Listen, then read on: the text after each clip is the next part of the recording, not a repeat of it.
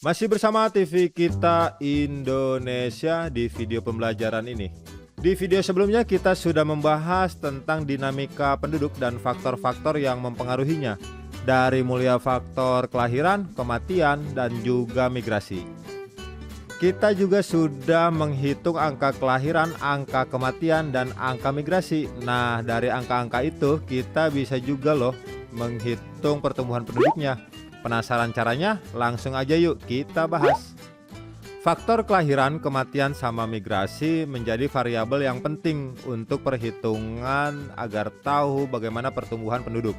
Pertumbuhan penduduk total menggambarkan besarnya pertumbuhan penduduk di suatu wilayah selama periode tahun tertentu dengan memperhatikan faktor kelahiran, kematian, dan migrasi. Kalau dirumuskan nih jadinya seperti ini. PPT sama dengan L dikurangi M tambah I dikurangi E, di mana PPT adalah jumlah penduduk di tahun tersebut, L adalah jumlah kelahiran di periode tahun tersebut, M jumlah kematian, I jumlah imigrasinya, dan E jumlah emigrasinya. Nah, kalau kita mau tahu persentase pertumbuhan totalnya, rumus yang dipakai adalah persentase sama dengan L dikurangi M ditambah I dikurangi E per P0 dikali 100%. Dengan P0 adalah jumlah penduduk di tahun awal. Contohnya seperti ini. Pada awal tahun 2016, jumlah penduduk di suatu wilayah sebanyak 10.000 jiwa. Selama rentang waktu Januari sampai Desember 2016, telah lahir 200 bayi. Dalam rentang yang sama, 100 penduduk meninggal dunia. Dalam periode yang sama, 75 jiwa penduduk datang untuk menetap di wilayah itu.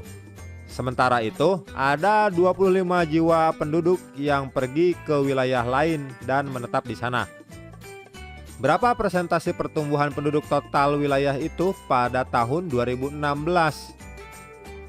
Nah, untuk menjawabnya kita bisa menggunakan persamaan yang tadi, di mana persentase sama dengan 200 dikurangi 100 ditambah 75 dikurangi 25 per 10.000 dikali 100%, sama dengan 150 per 10.000 dikali 100% sama dengan 1,5%. Jadi persentase pertumbuhan penduduk total di wilayah itu pada tahun 2017 sebesar 1,5%. Nah, data jumlah penduduk yang dimiliki saat ini ternyata dapat digunakan untuk memprediksi jumlah penduduk di tahun-tahun berikutnya. Hal itu dihitung dengan proyeksi penduduk. Proyeksi penduduk itu adalah perhitungan atau perkiraan jumlah penduduk pada waktu mendatang berdasarkan jumlah penduduk pada tahun dasar atau tahun yang dijadikan acuan perhitungan dengan interval waktu yang telah ditentukan. Nah, contohnya seperti ini nih.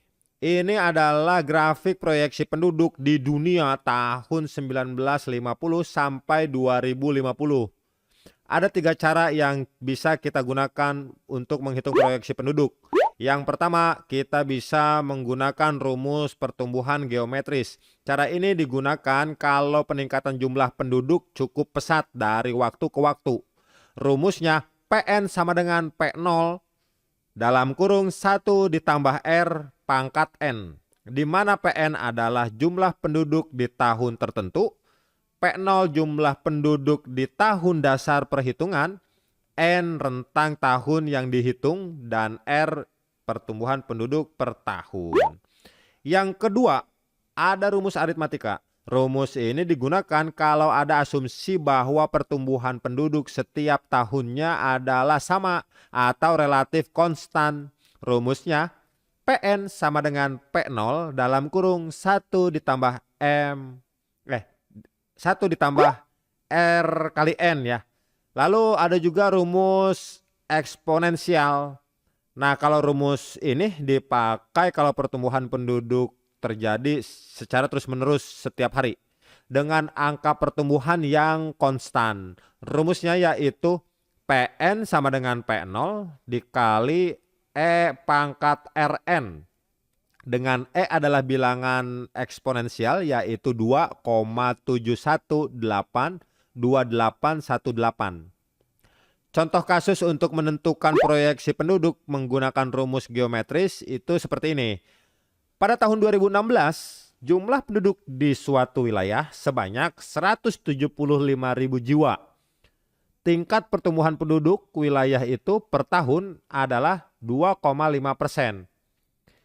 Hitung proyeksi penduduk wilayah tersebut pada tahun 2022 dengan menggunakan rumus geometri. Nah, jawabannya kita gunakan rumus PN sama dengan P0 dalam kurung 1 ditambah R pangkat N. Selanjutnya kita masukkan P0-nya yaitu 175.000, kemudian 1 ditambah R-nya itu ganti dengan 2,5% dan N-nya adalah 6. Kenapa 6? Karena ini adalah selisih dari 2022 yang akan dicari proyeksi penduduk dengan 2016 yang menjadi tahun dasarnya. Nah, maka dari situ kita dapat hasil proyeksi penduduk pada tahun 2022 adalah 202.916 jiwa. Jadi proyeksi penduduk berdasarkan perhitungan geometris itu sebanyak 202.916 jiwa. Nah, selanjutnya ini adalah contoh kasus penggunaan rumus aritmatika pada soal. Nah, soalnya pada tahun 2017 jumlah penduduk di suatu wilayah sebanyak 175.000 jiwa. Tingkat pertumbuhan penduduk wilayah itu per tahun adalah 2,5%. Hitung proyeksi pertumbuhan penduduk wilayah tersebut pada tahun 2022 dengan menggunakan rumus aritmatika. Nah, ini kita gunakan rumusnya PN sama dengan P0 dalam kurung 1 ditambah RN. Di mana P0-nya 175.000 dikali 1 ditambah R-nya adalah 2,5% dan N-nya itu 5. Kenapa 5? Karena 5 adalah selisih dari tahun yang akan dicari proyeksinya yaitu 2022 dikurangi dengan tahun dasar yaitu 2017. Nah, maka dari perhitungan itu PN-nya itu menjadi sama dengan 201.250 jiwa. Jadi berdasarkan perhitungan aritmatika, proyeksi penduduk pada tahun 2022 dengan tingkat pertumbuhan penduduk sebesar 2,5% per tahun adalah 201.250 jiwa. Nah, kemudian ini adalah contoh kasus menggunakan rumus eksponensial. Pada tahun 2017, jumlah penduduk di suatu wilayah sebanyak 175.000 jiwa. Tingkat pertumbuhan penduduk wilayah itu per tahun adalah 2,5%. Hitung proyeksi pertumbuhan penduduk wilayah tersebut pada tahun 2022 dengan menggunakan rumus eksponensial. Nah, rumusnya adalah jawab PN sama dengan P0 dikali eksponensial pangkat R dikali N. P0-nya adalah 175.000 dikali nilai eksponensial ini adalah 2,7182818. Pangkat R-nya adalah 0,025, di mana 0,025 ini didapat dari 2,5 per 100 dikali 6. Maka sama dengan 175.000 dikali 2,7182818 pangkat 0,15. Hasilnya adalah 203.320 jiwa. Nah, jadi berdasarkan rumus eksponensial, proyeksi penduduk di tahun 2022 dengan tingkat pertumbuhan penduduk sebesar 2,5% per tahun adalah 203.320 jiwa. Oke teman-teman, di video kali ini kita sudah membahas tentang bagaimana caranya menghitung pertumbuhan penduduk di suatu wilayah dan juga cara menghitung proyeksi penduduk.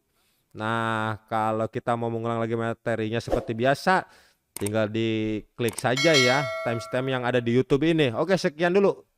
Sampai jumpa di video berikutnya. Masih bersama TV Kita Indonesia.